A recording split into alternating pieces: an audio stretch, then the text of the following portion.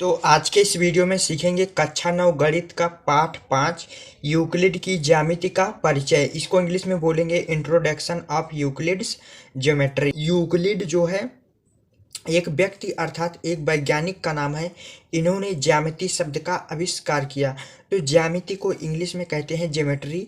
Geometry दो शब्दों से मिलकर बना है, एक है हमारा ज्यो और दूसरा है हमारा मेट्रिन। ठीक है, ज्यो का मतलब होता है भूमि या पृथ्वी। ठीक है, इसका मतलब होता है भूमि या पृथ्वी। और मेट्रिन का मतलब होता है मापना, अर्थात हमारी पृथ्वी से जुड़ी हुई चीज़ों को मापना। जैसे हमारा खेत का क्षेत्रफल हो गया, कमरे का आयतन हो गया, छत का क्षेत्रफल हो गया। ठीक है, तो इन सब चीज़ों को मापना ही हमारा ज्यामिति कहलाता है। ज्यामिति को इंग्लिश में ज्योमेट्री कहते हैं। ज्योमेट्री दो शब्दों से मिलकर बना है, एक ज्यो और दूसरा मेट्रिन। ज्यो का मतलब भूमि और मेट्रिन का मतलब मापना। इस तरह से चलिए कुछ महत्वपूर्ण परिभाषाएं देखते हैं। तो ठोस, ठोस को इंग्लिश में सॉलिड कहते हैं, जिसका आयतन व आकार निश्चित होता है तथा एक स्थान से दूसरे स्थान तक ले जाया जा सकता हो, ठोस कहलाता है। ठीक है, तो ठोस हमारा क्या होगा, जिसका आयतन और आकार निश्चित होगा तथा उसे एक स्थान से दूसरे स्थान तक ले जाया जा सके। जैसे उदाहरण, जैसे हमारे पास एक ईंट हो, ईंट हमारा एक ठोस होता है, उसका आयतन व आकार दोनों निश्चित होता है। ठीक है, जैसे यहाँ पर हम एक ईंट बना देते हैं तो हमारा ईंट कुछ इस तरीके से होता है, इस तरीके से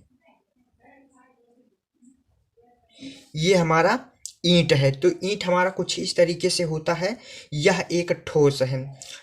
दूसरा देखेंगे, दूसरा है हमारा पृष्ठ। पृष्ठ को इंग्लिश में पेज बोलते हैं।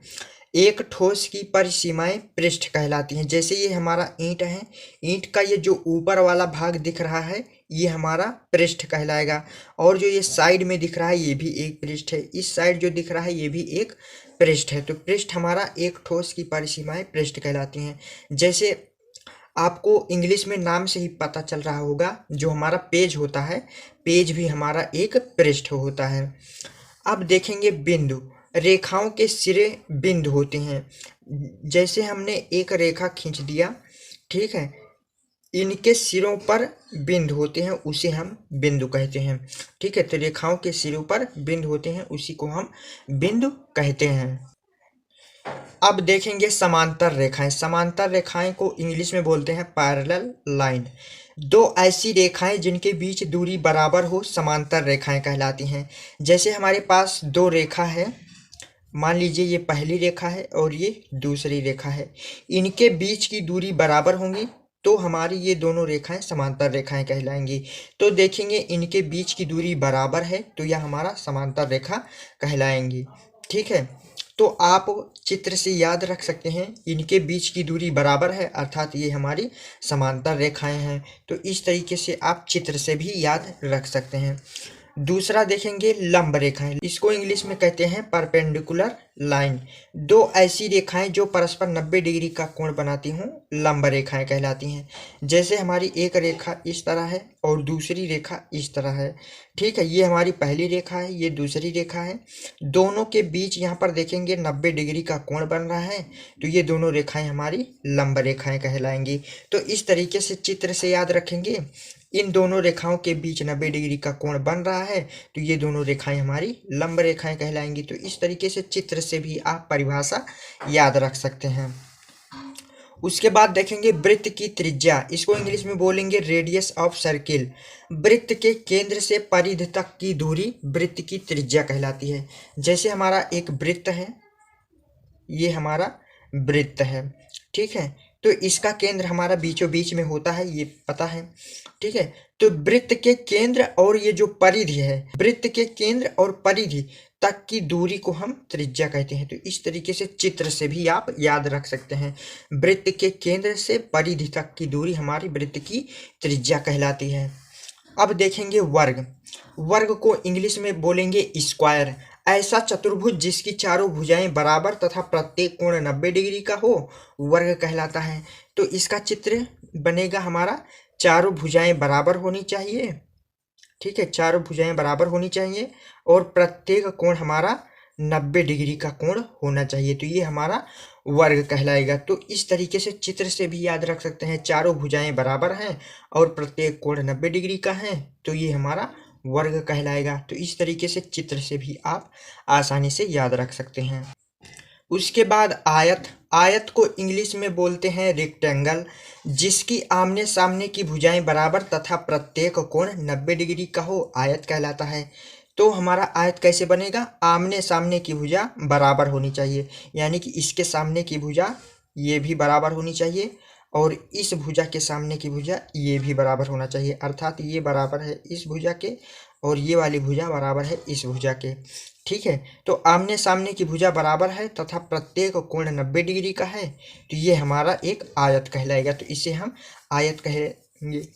ठीक है, तो आप चित्र से भी याद रख सकते हैं, आमने सामने की भुजा बराबर हैं, ठीक है, प्रत्येक कोण 90 डिग्री का है, तो हमारा आयत कहलाएगा।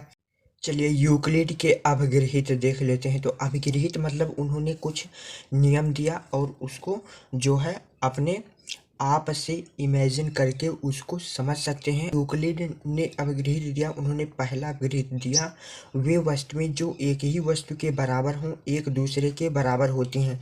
मान लीजिए हमारे पास एक वृत्त ए है, ठीक है, और दूसरा वृत्त बी है जो कि वृत्त ए के बराबर है। उसके बाद तीसरा वृत्त सी है जो कि वृत्त ए के बराबर है और चौथा वृत्त डी है जो कि वृत्त ए के बराबर है। अर्थात जितने भी वृत्त हैं वे वृत्त ए के बराबर हैं। ठीक है, तो आपस में ये सभी वृत्त एक दूसरे के बराबर होंगे। वृत्त सी वृत्त डी के बराबर होगा, वृत्त सी वृत्त बी के बराबर होगा, वृत्त बी वृत्त डी के बराबर होगा, अर्थात आपस में ये एक दूसरे से बराबर होंगी। तो वही करा, वे वस्तुएं जो एक ही वस्तु के बराबर हों एक दूसरे के बराबर होती हैं। उसके बाद दूसरा देखेंगे, यदि बराबरों को बराबरों में जोड़ा जाए तो कोण भी बराबर होते हैं। मान लीजिए एक वृत्त का क्षेत्रफल 4 वर्ग इकाई है और दूसरा वृत्त है उसका भी क्षेत्रफल 4 वर्ग इकाई है, तो ये दोनों क्षेत्रफल बराबर हैं। अब इन बराबरों में से बराबर जोड़ा जाए, मान लीजिए 4 में हम +2 कर रहे हैं तो इसमें भी हम +2 जोड़ेंगे। ठीक है, तो अब देखेंगे इसको जोड़ लेंगे तो 4 2 6 हो जाएगा, बराबर 4 2 6। अब यहाँ पर देखेंगे जो पूर्ण आया हमारा वो भी बराबर है। ठीक है, तो वही कह रहा है, यदि बराबरों को बराबरों में जोड़ा जाए तो पूर्ण भी बराबर होते हैं। तीसरा देखेंगे, यदि बराबरों को बराबरों में घटाया जाए तो शेष भी बराबर होते हैं। मान लीजिए आपके पास एक वृत्त है जिसका क्षेत्रफल 5 वर्ग इकाई है और दूसरा वृत्त है उसका भी क्षेत्रफल 5 वर्ग इकाई है, अर्थात ये दोनों बराबर हैं। अब इन बराबरों में से बराबर घटाएं, अर्थात 5 में से अगर हम 3 घटाते हैं तो इसमें से भी हम 3 घटाएंगे। तो यहाँ पर देख रहे हैं हम बराबरों में से बराबर घटा दिए। अब इनका जो शेष आएगा, 5 में से 3 जाएगा 2 बचेगा, बराबर 5 में से 3 जाएगा 2 बचेगा। तो यहाँ पर देखेंगे जो शेष आया वो भी बराबर हैं। तो इसका मतलब वही है, यदि बराबरों को बराबरों में घटाया जाए तो शेष भी बराबर होते हैं। उसके बाद चौथा अवगृहित इन्होंने दिया, वे वस्तुएं जो परस्पर संपाती हों एक दूसरे के बराबर होती हैं। तो संपाती का मतलब होता है, जैसे हमारे पास ये पेन है, ठीक है, सेम ऐसा ही पेन अगर इसके ऊपर रख देंगे तो जो नीचे वाला पेन है वो नहीं दिखाई देगा, अर्थात ये दोनों पेन एक दूसरे के बराबर होंगी, तभी हमारा जो नीचे वाला पेन है वो नहीं दिखाई देगा। अर्थात दोनों पेन बराबर हैं तो ये दोनों पेन आपस में क्या होंगी, संपाती होंगी, तो इसका मतलब वही है। उसके बाद पांचवा अपगृहित इन्होंने दिया, पूर्ण अपने भाग से बड़ा होता है। मान लीजिए आपके पास एक वृत्त है, ठीक है, आपने इस वृत्त को 4 भाग में बांट दिया। अब इसका जो एक भाग है ये कुछ इस तरीके से है, जो पूर्ण है वह भाग से बड़ा होता है, तो जाहिर सी बात है ये छोटा सा है ये बड़ा सा है, तो पूर्ण जो है अपने भाग से बड़ा है। उसके बाद छठवां अपगृहित इन्होंने दिया, छठवां अपगृहित दिया, एक ही वस्तुओं के 2 गुने परस्पर बराबर होते हैं। मान लीजिए आपके पास 3 रुपये है, ठीक है, तो 3 रुपये है आपके पास, अगर इसका हम 2 गुना कर दें तो आपके पास 6 रुपये हो जाएंगे।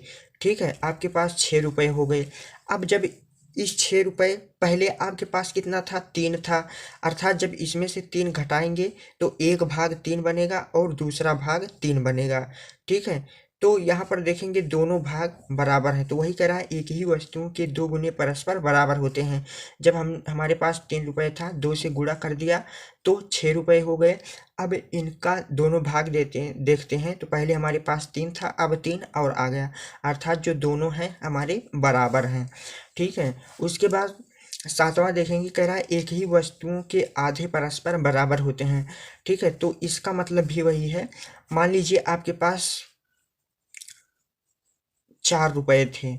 ठीक है, अब 4 रुपये थे, आधा कह रहा है, आधे, जब 4 का आधा कर देंगे, बटे 2 कर देंगे तो ये हमारे पास 2 बचा।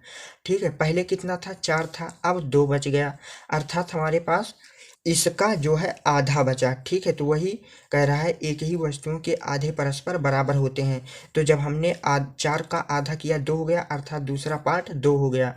तो 4 का आधा देखेंगे दोनों बराबर हैं। चलिए अब शुरू करते हैं प्रश्नावली 5.1।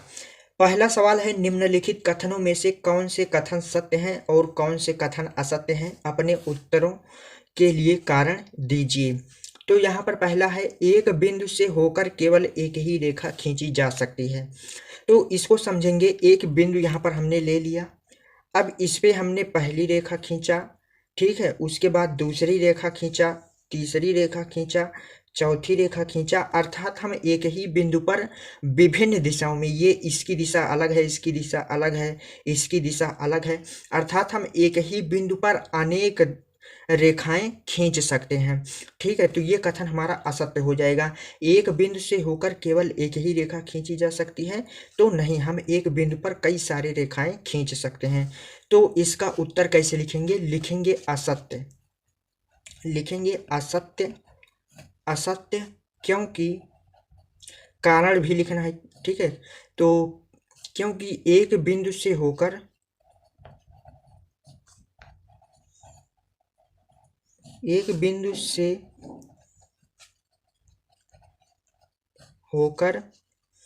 विभिन्न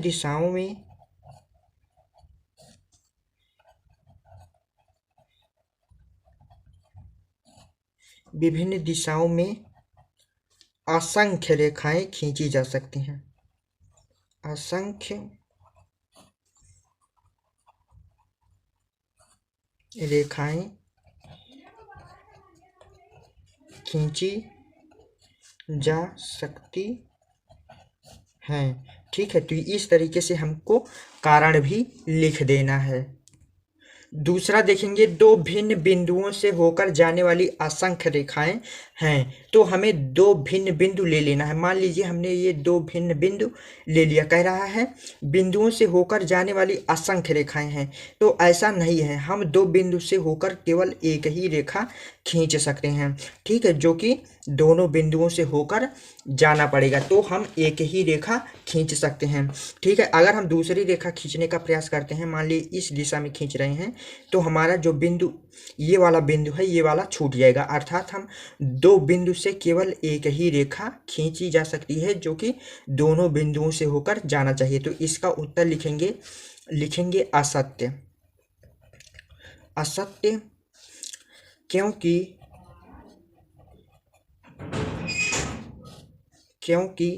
दो भिन्न बिंदुओं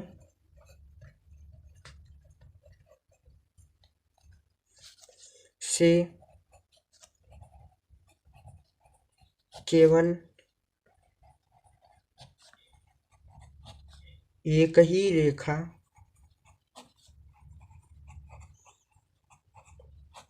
खींची जा सकती है। इस तरीके से ये हम कारण भी लिख देंगे। तीसरा देखेंगे, तीसरा है हमारा, कह रहा है एक शांत रेखा दोनों ओर अनिश्चित रूप से बढ़ाई जा सकती है। तो मान लीजिए हम एक रेखा खींच लेते हैं, अब इस रेखा को हम बाएं तरफ भी बढ़ा सकते हैं और दाएं तरफ भी बढ़ा सकते हैं। तो ये वाला पॉइंट हमारा सत्य हो जाएगा, एक शांत रेखा दोनों ओर अनिश्चित रूप से बढ़ाई जा सकती है। तो उत्तर लिखेंगे सत्य, सत्य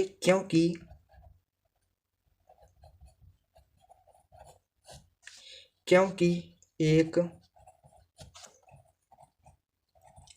शांत रेखा को अनिश्चित रूप से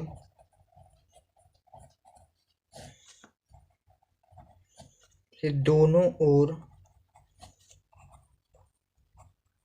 बढ़ाई जा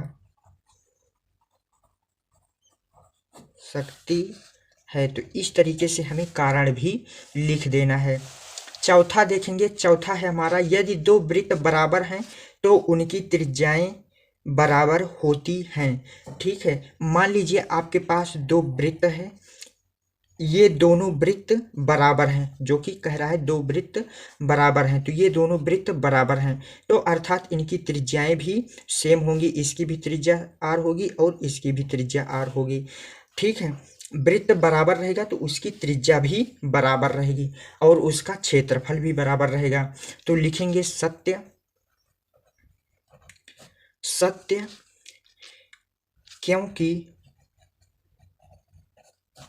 क्योंकि यदि दो वृत्त बराबर हैं तो उनके क्षेत्रफल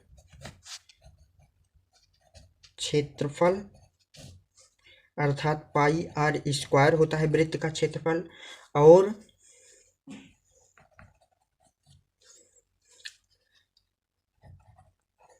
त्रिज्याएं भी बराबर होंगे। ठीक है, तो इस तरीके से हमें कारण लिख देना है। चलिए पांचवा देखेंगे, आकृति 5.3 में यदि ए बी बराबर पी क्यू और पी क्यू बराबर एक्स वाई है तो ए बी बराबर एक्स वाई होगा। देखिए ये प्रश्न कह रहा है जो रेखा ए बी है वह पी क्यू के बराबर है और जो पी क्यू है वह एक्स वाई के बराबर है, ए बी जो है वह एक्स वाई के बराबर होगा। ठीक है, तो यह सत्य है। उत्तर में लिखेंगे सत्य क्योंकि यूक्लिड के अनुसार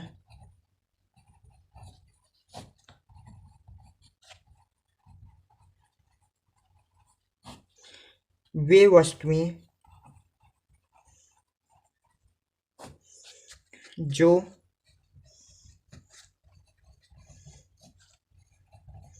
एक ही वस्तु के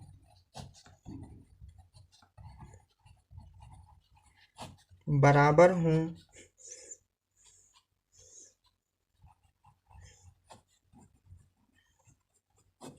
एक दूसरे के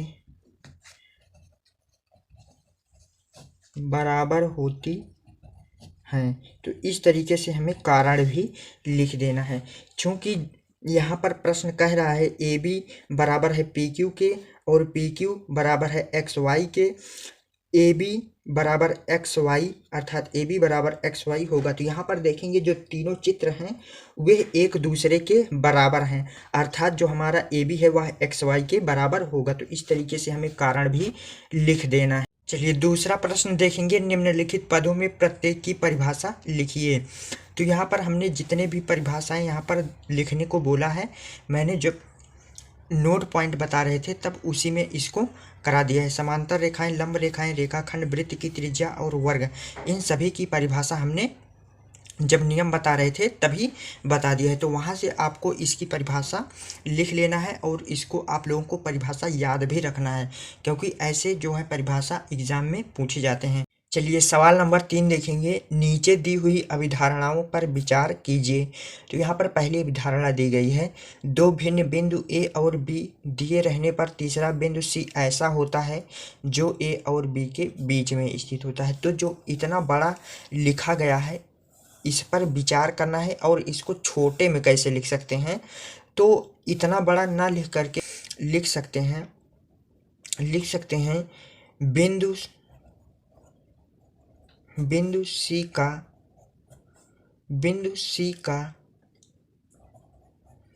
बिंदु ए और बी के बीच स्थित होना। तो इस तरीके से हम जो है इसको इस तरह लिख सकते हैं। जो इतना बड़ा लिखा गया है हम इसको इतने छोटे में लिख सकते हैं। तो इसको हम इस तरह लिख देंगे। उसके बाद दूसरा है हमारा, यहाँ कम से कम ऐसे 3 बिंदु विद्यमान हैं कि वे एक रेखा पर स्थित नहीं है। तो जो इतना बड़ा लिखा गया है इसको छोटे में लिख सकते हैं। इसको छोटे में क्या लिखेंगे, तीन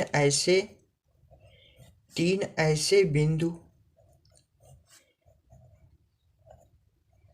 बिंदु जो असंरेख हैं। तो असंरेख मतलब एक रेखा पर नहीं है। तो जो इतने बड़े में लिखा गया है हमें इसको इस तरह लिख सकते हैं। यहाँ कम से कम 3 ऐसे बिंदु विद्यमान है कि वे एक रेखा पर स्थित नहीं है। तो लिख सकते हैं 3 ऐसे बिंदु जो असंरेख है। असंरेख मतलब एक रेखा पर स्थित नहीं है। तो आज के लिए इतना ही रखते हैं। आपको प्रश्न नंबर 1 से प्रश्न नंबर 3 तक अच्छे से समझ में आ गया होगा। तो आगे का सवाल हम आगे आने वाली वीडियो में देखेंगे। तो आज के लिए इतना ही। तब तक के लिए सभी दोस्तों को जय हिंद।